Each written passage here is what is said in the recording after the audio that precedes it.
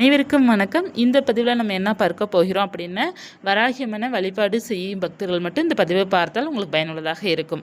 ஏன்னா வராகியம்மனை வழிபாடு செய்யும் பக்தர்கள் வளர்பிறை பஞ்சமியோ அல்லது தேய்பிறை பஞ்சமியோ இல்லை வராகியம்மனை தினமும் நீங்கள் வழிபாடு செய்யும் பழக்கம் உங்களுக்கு இருந்தாலும் சரி, வராகியம்மன் உங்கள் இல்லத்தில் இருப்பதற்கான அறிகுறிகள் ஒரு சில அறிகுறிகள் சொல்கிறேன்.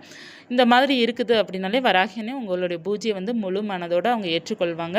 ஏற்றுக்கொண்டு உங்களுக்கு நிச்சயமாக அவங்க பாதுகாப்பாகவும் துணையாகவும் எப்போதுமே இருப்பாங்க. அதனால் பார்த்தீங்கன்னா ரொம்ப பாசிட்டிவிட்டியாக நீங்கள் இருங்க. உங்களுடைய வாழ்க்கையில் இருக்கிற எல்லா பிரச்சனையுமே சரியாயிடும். வாழ்க்கை நிம்மதியாகவும் மகிழ்ச்சியாகவும் நிச்சயமாக மாறும்.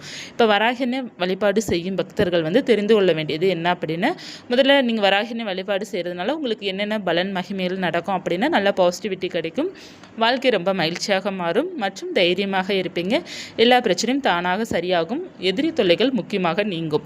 ஸோ எல்லா விதத்துலையுமே உங்களுக்கு மகிழ்ச்சி இருக்கும்.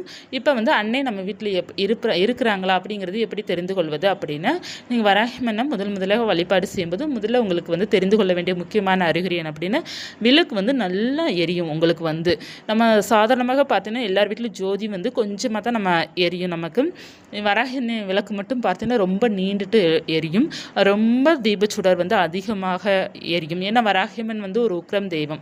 ஸோ அவங்க அவங்களுடைய காட்சி பயங்கரமாக நமக்கு இருக்கும். ஸோ அவங்க நல்ல நீண்டமாக தான் நமக்கு பார்த்தீங்க அப்படின்னா ஒரு ஒளி கொடுப்பாங்க. அடுத்து அந்த விளக்கில் அவங்க காட்சியும் கொடுப்பாங்க. அவங்க அந்த விளக்கு தீபச்சுடர் நல்லா நீண்டு எரியுது. அந்த தீபச்சுடர்லேயே பார்த்தீங்கன்னா நிறைய பேருக்கு காட்சி கொடுத்துருக்குறாங்க. அதன் மூலமாக நிறைய பக்தர்களுக்கு காட்சி கொடுத்துருக்காங்க. இது நிறைய பேர் கமெண்ட்லேயே சொல்லியிருந்தாங்க. அடுத்து பார்த்தீங்கன்னா முக்கியமானது பார்த்தீங்கன்னா உயிரினம் நம்ம வீட்டுக்கு வர்றது. எந்தெந்த உயிரினம் நம்ம வீட்டுக்கு வரணும் அப்படின்னா, வெட்டுக்கிளி நம்ம வீட்டுக்கு வருவது ரொம்ப நல்லது. அதே போல் பூனை சம்மந்தப்பட்டது நம்ம வீட்டுக்கு வந்தால் ரொம்ப நல்லது. நம்ம வீட்டில் அடுத்து பார்த்திங்கன்னா பொருளாதார முன்னேற்றம் நமக்கு நல்லா இருக்கும். அதனால் பூனை வருவதோ இல்லைன்னா மற்ற உயிரினம் ஏதேனும் ஒரு நீங்கள் அந்த இப்போ எக்ஸாம்பிளுக்கு இப்போ தேய்பிறை பஞ்சமி நமக்கு வருது. அந்த பஞ்சமி தினம் நீங்கள் வழிபாடு செய்யும்போதோ உங்கள் வீட்டுக்கு பூனை வருவதோ இல்லை மற்ற உயிரினம் ஒரு நாய் வருவதோ அல்லது பார்த்தீங்கன்னா பசுமாடு வருவதோ அல்லது பார்த்திங்கன்னா இந்த அணில் வருவது, சிட்டுக்குருவி வருவது, சம்டைம்ஸ் ஏதேனும் ஒரு பாசிட்டிவான உயிரினம் நம்ம வீட்டுக்கு வருவது ரொம்ப நல்லது. இந்த மாதிரி உயிரினம் ஏதேனும் ஒன்று நம்ம வீட்டுக்கு பஞ்சமி தினத்தன்று வருவது அப்படின்னா 100% உங்களுக்கு அறிகுறி தான் இது. இப்போ மற்ற நாள் வருவது வேறு, அவங்களுக்கு உரிய தினத்தன்று வருவது பார்த்தீங்கன்னா ரொம்ப சிறப்புக்குரியது. ஸோ அந்த மாதிரி உயிரினம் நம்ம வீட்டுக்கு வருது அப்படின்னா அன்னையோட அருளோடு தான் அந்த உயிரினமே நம்ம வீட்டுக்கு வரும். அவங்க எப்போயுமே உங்களுக்கு அது துணையாக தான் இருப்பாங்க அன்னை பார்த்தீங்கன்னா.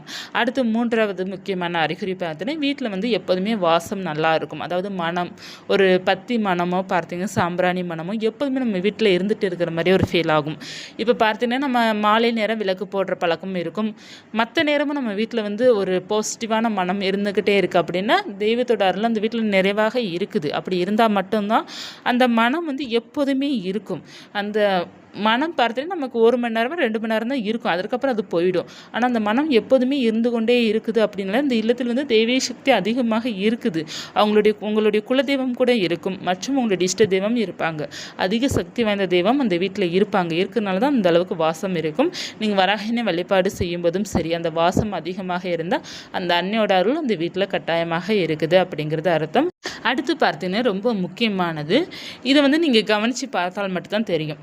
இப்போ உங்கள் வீட்டில் பார்த்தீங்கன்னா நமக்கு சொல்லுவோம் இல்லையா முன்பின், அதாவது பிஃபோர் ஆஃப்டர். நம்ம வீட்டில் வராகியம்மனை வழிபாடு செய்கிறதுக்கு முன்னாடி எப்படி இருந்தது நம்ம வீட்டோட நிலைமை, நம்ம வீட்டில் பிரச்சனை எப்படி இருந்தது, நம்மளுடைய மனது எப்படி இருந்தது, அந்த குடும்பத்தில் இருந்த ஆட்கள் எப்படி இருந்தாங்க. அதாவது நம்ம ஒரு குடும்பத்தில் பார்த்தா நிறைய பேர் இருப்பாங்க. ஒரு வீட்டில் கணவன் மனைவி பிள்ளைங்கள் மட்டும் கிடையாது. அந்த வீட்டில் இருக்கிறவங்க மாமியார், நாத்தனார் மற்றும் உறவினர்கள், நெருங்கிய உறவினர்கள். அவங்களால தான் உங்களுக்கு பிரச்சனையும் வரும், அவங்களால தான் உங்களுக்கு மகிழ்ச்சியும் வரும். அந்த மாதிரி உறவு, அதாவது நெருங்கிய நமக்குள்ள இரத்த பந்தம் உறவுன்னு வச்சுக்கோங்கமே. ஸோ அந்த உறவோட நடவடிக்கை எப்படி இருக்குது, முன்னாடி எப்படி இருந்தது, இப்போ எப்படி இருக்குது அப்படிங்கிறத வச்சு நீங்கள் கண்டுபிடிச்சிக்கலாம். உங்களை பல குறைகள் சொல்லிக்கிட்டே இருக்கிறாங்க, உங்களை எப்போவுமே டார்கெட் பண்ணிக்கிட்டே இருந்தாங்க, இப்போ என்னை யாருமே எந்த தொந்தரவு பண்ணலை அப்படின்னாலே அந்த வீட்டில் வராகியனுடைய சக்தி நல்லா இருக்குது. அந்த கும்பிட்றவங்களுக்கு அதிகமாகவே அந்த அன்னையோட பாதுகாப்பு உங்களுக்கு இருக்குது, துணை உங்களுக்கு இருக்குதுன்னு நீங்கள் தெரிஞ்சுக்கோங்க. உங்கள் மாமியாரோ இல்லை உங்கள் வீட்டில் இருக்கிற மற்றவங்களோ உங்களை பயங்கரமாக டார்கெட் பண்ணி கொடுமைப்படுத்தினாங்க அப்படின்னா இப்போ அவங்களுடைய கொடுமைகள் உங்களுக்கு இல்லை. என்னை இப்போ யாருமே எதுவுமே சொல்ல மாட்டாங்க அப்படி உங்களுக்கு இருந்தது அப்படின்னா அதனோட சக்தி தான், வராகனோட சக்தி தான் உங்கள் வாழ்க்கையை வந்து சிறப்பாக ஆக்கிட்டுருக்கு அப்படிங்கிறது அர்த்தம். இந்த சக்தி உங்களுக்கு இருக்குதான்னு பாருங்கள். இதை விட உங்களுக்கு வந்து நீ என்ன வேண்டும்? இந்த அறிகுறியோட உங்களுக்கு சிறப்பான அறிகுறி எதுவுமே இல்லை. ஏன்னா இது பார்த்தீங்கன்னா நம்ம வந்து நம்மளாக இது புரிஞ்சு பார்த்தா தான் தெரிய முடியும். நம்ம வீட்டில் முன்னாடி எப்படி இருந்துச்சு, இப்போ எப்படி இருக்கு. அடுத்து உங்களுடைய லைஃப் ஸ்டைல் வச்சு பார்த்தா தெரியும். முன்னாடி எப்படி இருந்தீங்க, இப்போ எப்படி இருக்கிறீங்க. முன்னாடி ஏதேனும் யாருக்கு நீங்கள் தீங்கு பண்ணுறீங்களா? யார் மேலாவது அதிகமாக நீங்கள் கோபப்படுறீங்களா? மற்றவர்களே நமக்கே வந்து கொடுமைப்படுத்தணும் அப்படிங்கிறது இல்லைல்ல. நம்மளும் மற்றவர்களுக்கு நம்ம தீங்கு செய்யத்தான் செய்வோம். தீங்கு வந்து ஏதேனும் சொற்களெல்லாம் காயப்படுத்த தான் செய்வோம். ஸோ கோபம் அதிகமாக படுத்ததான் செய்வோம். ஸோ நம்மளுடைய அந்த ப்ரெசண்ட் எப்படி இருக்குது, நம்ம முன்னாடி எப்படி இருந்தோம், இப்போ எப்படி இருக்கிறோம், நமக்குள்ளே ஏதேனும் மாற்றம் இருக்குதா அப்படிங்கிறத நீங்கள் பார்க்கணும். இதுவும் சிறப்பான அறிகுறி தான். முன்னாடி யார் மேலே நீங்கள் அதிகமாக கோபப்பட்டுகிட்டே இருக்கிறீங்க, யாருக்கு மேலே தான் உங்களுக்கு ஒரு டார்கெட் இருக்கும். நீங்கள் யார் மீதாவது அதிகமாக கோபத்துடனும் வெறுப்புடனும் மற்றும் ஒரு எதிரி மாதிரி பார்த்த குணம் உங்களுக்கு இருந்ததா? இப்போ நீங்கள் எப்படி இருக்கிறீங்க? மற்றவர்கள் உங்களுக்கு எப்படி பிரச்சனை வந்து கொடுக்காமல் இருக்கிறாங்களோ அதே போல் நீங்கள் மற்றவர்கள் மீது பார்த்தீங்க வெறுப்புடன் இருந்து இப்போ நீங்கள் வந்து தெரிஞ்சிருக்கிறீங்க.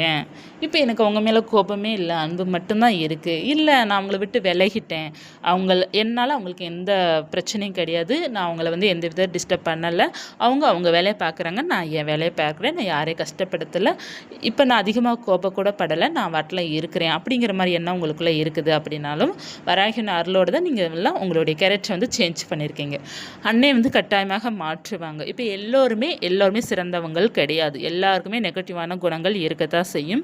ஸோ மாற்றிக்கொள்வது, உங்களை நீங்கள் திருத்திக் கொள்வது, அப்படி நீங்கள் திருந்திருக்கிறீங்க அப்படின்னாலும் அது உங்களுக்கு பெஸ்ட் அறிகுறி. அன்னே உங்களை மாற்றியிருக்கிறாங்க. இதை விட உங்களுக்கு பெஸ்ட் அறிகுறி எதுவுமே இல்லை. மற்றவர்கள் தான் நமக்கு பிரச்சனை கொடுத்து நீங்கள் இருக்கிறாங்கன்னு இல்லை, நம்மவும் மற்றவர்களுக்கு பிரச்சனை எதுன்னு கொடுத்து நம்ம அந்த பிரச்சனை வந்து அவங்களுக்கு கொடுக்காம இருந்தாலும் அதுவும் சிறப்பான அறிகுறி தான். அடுத்து பார்த்தீங்கன்னா எல்லார் மேலேயும் பாசமாக இருப்பது. முன்னாடி நீங்கள் எப்படி இருந்தீங்களோ அதை விட இப்போ நீங்கள் பெட்டராக பாசமாக இருப்பது, மதிப்பு கொடுப்பது, அதிகமாக மதிக்கிறது, முக்கியத்துவம் கொடுக்கறது, இந்த மாதிரி உங்களுக்குள்ளே அந்த குணங்கள் வந்திருக்குது அப்படின்னாலும் அன்னையோட அருளோடு தான் உங்களுக்கு அந்த குணங்கள் எல்லாமே வந்திருக்கும். இது போன்ற நிறைய அறிகுறிகள் இருக்கத்தான் செய்யுது. ஸோ நிறைய பேரோட லைஃப் வந்து கட்டாயமாக சேஞ்ச் ஆகிருக்குது. உங்கள் வாழ்க்கையில் ஏதேனும் சேஞ்ச் ஆகிருக்குதுன்னு அப்படின்னா நீங்கள் வந்து கமெண்ட்டில் சொல்லுங்கள், எல்லாருக்குமே பயனுள்ளதாக இருக்கும்.